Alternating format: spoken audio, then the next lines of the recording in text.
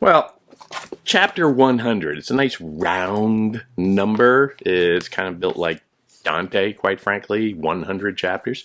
Chapter 100 brings us to the end, the consummation of this journey, and that is an ascent to heaven, essentially, where the heroes return to Spirit Mountain, the heavenly realm, and they confront the Buddha. It begins in China, where the emperor gives them a very lavish welcome, and you get these wonderful flowing descriptions of the parades and the parties and the honors and the colors and the sights and the oohs and the ahs, fireworks. Well, I don't think they were literally fireworks, but maybe there were.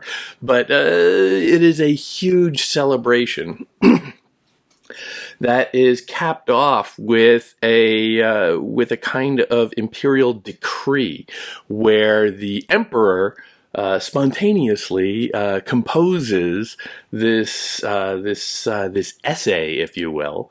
It is really quite well written for just being, off the top of his head, theoretically, where he recognizes where he recognizes Buddhism as a kind of parody, on a kind of parody, and even possible supremacy with Confucianism and Taoist beliefs. In this, there is a passing mention to the quote surpassing merit of Buddhism, and what is it surpassing there? Is it Confucianism or Taoism? That's a little unexplained, but there is a very explicit celebration of the value of Buddhism to society broadly, and I think that is very very notable. So then the scene shifts back to the heavenly realm, out of the earthly mundane realm of the empire itself. But still, that parity, I think, is important, or that balance is important, of the one and the other sort of being set up as well. They're about equivalent. And the pilgrims then confront the Buddha, the big guy of this, and they are all rewarded for their efforts. Tripitaka, the monk, is promoted to become the Buddha of Kandana merit. It's an honor explained by his overcoming previous resistance to Buddhist teachings in an earlier incarnation. Because of that, he was banished to China, which is an interesting point to make at the end here. Punished by sent to China?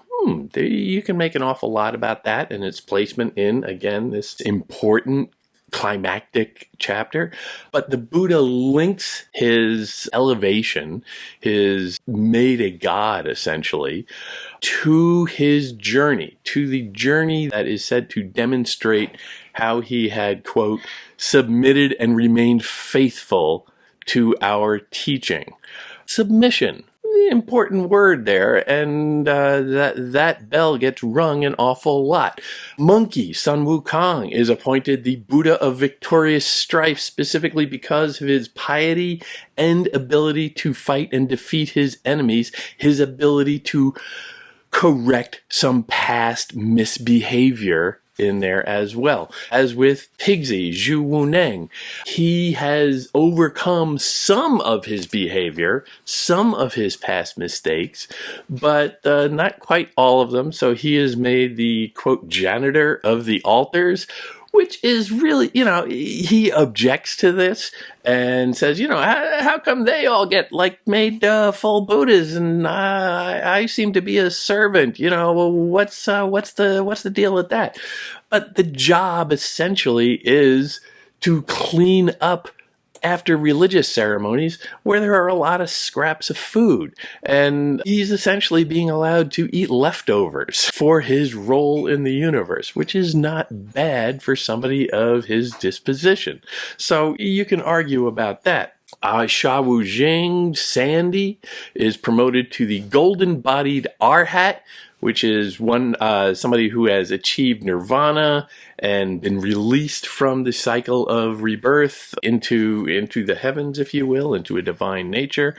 Again, because he has overcome his sinful nature and, quote, submitted to our religion and remained firm in your faith. Submission, submission, submission. Even the white horse has been made a dragon belonging to the 8 classes of supernatural beings for likewise overcoming past sins of rebellious behavior and submitting to Buddhist principles. The rewards are all for correcting past behavior and submitting to this new standard of self-control. Earlier sins were all about acting out of a kind of selfishness. And now they are learning to contain that selfishness and operate within a more narrow and selfless sphere. And that is to me, that is curious, because that suggests society, a social contract, if you will, where we trade off some of our freedom, some of our inherent rights to go and take whatever we want whenever we want it. Our animal natures, if you will, our prehistoric natures, if you will, in an implicit agreement that, well, we all just have to get along. And remember the political context of this story, which is the empire is trying to coalesce, and the emperor is working to bring everybody into the tent. And that implies that everybody has to get along. You can't have a tribal existence where everybody is fighting and still function as a single unified country. And so this is operating on that level. Yes, there are very significant religious themes going on here, and there is a very significant religious context to this within Buddhism that we can go into, but I really don't want to, because this isn't about theology. But you can see how the text is operating on those 2 levels and more, honestly, in parallel. It's not just trying to do one thing, and it's not just trying to do the other. It's trying to do many things at once, and that is one of the hallmarks of great works of world literature. Now, this heavenly reward is celebrated as a kind of consummation at the very end in this chant, in this mantra, where the central authority figure of the Buddha brings them into this heavenly realm, absorbs them into this heavenly realm, if you will, dissolving the self, you could say, into this group, and then includes them in this list of divine and semi-divine figures in this mantra, where you see a catalog of divine and semi-divine figures. I submit to Dipankara, the Buddha of antiquity. I submit to blah, blah, blah, blah, blah. I'm not going to go into all those names that I'm going to have trouble pronouncing and I'm going to butcher. But then you go down a little bit and you get, I submit to Buddha of Kandana merit. The monk is included in this way down at the bottom. I submit to Buddha victorious in strife. The monkey is included in this right after him way down at the bottom. And then a little bit more. And then a little bit more again. And then you get to, I submit to the Bodhisattva janitor of the altars, our friend Pigsy. I submit to Bodhisattva golden-bodied Arhat of 8 jewels, Sandy. And I submit to Bodhisattva of vast strength, the heavenly dragon of 8 divisions of supernatural beings, the white horse. All of them are included in this. So just think about what that does. Well, it includes them in the list. It dissolves them into the list, and it maintains their individuality, but part of the unit of the list. The role of these figures now incorporates these individuals. So there's a little bit of a tension there between the individual and the society. But you can see how they are, if anything, coexisting and supporting one another in those two frames. But think also about the role of a mantra.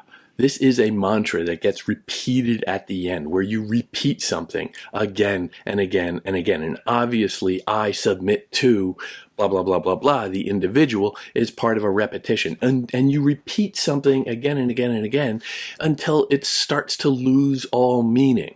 When you are repeating a mantra, the words themselves almost don't make sense anymore because they start to become strange. They will sound strange to your ears until the words themselves are emptied. And all of this is very Buddhist, emptied of meaning. And so that is also important. But notice again the use of the word submit. I submit, I submit, I submit, I submit. And this is meant to be repeated by everybody, including, ding, ding, ding, the readers, who are then in the process of submitting to all these people, all of these figures, all of this heavenly realm, this society of godliness that they submit to. Submission. Now, submission is a major characteristic of many religions around the world. Islam means submission in Arabic, and that is a fixed characteristic, I would say, of religion generally. But here on a simple, practical, spiritual level, where you are going through a kind of prayer, I submit, I submit, I submit. You are emptying yourselves of yourself. You are emptying yourself of your individuality, emptying yourself of a kind of selfishness, with the understanding that when you empty yourself of yourself, you attain divinity. And here the divinity is a society.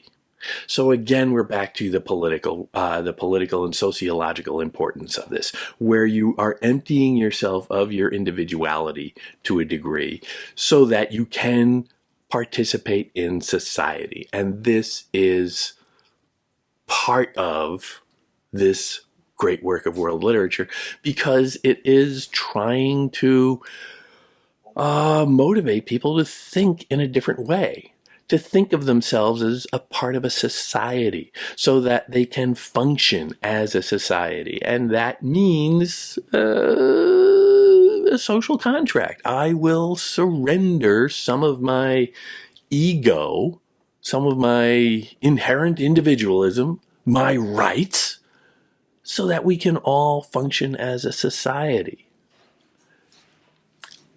That is one element of this book. There are many others, but I want to focus on that because that is coherent with pretty much everything certainly from the ancient era through when this book came out, and extending much further out into the centuries ahead as well.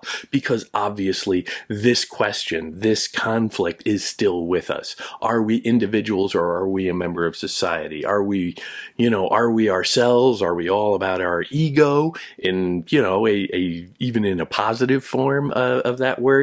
Or are we a collective who are mutually dependent on one another, interdependent on one another? This is an important question to address in everything that we read, and I think this text is making this very, very explicit.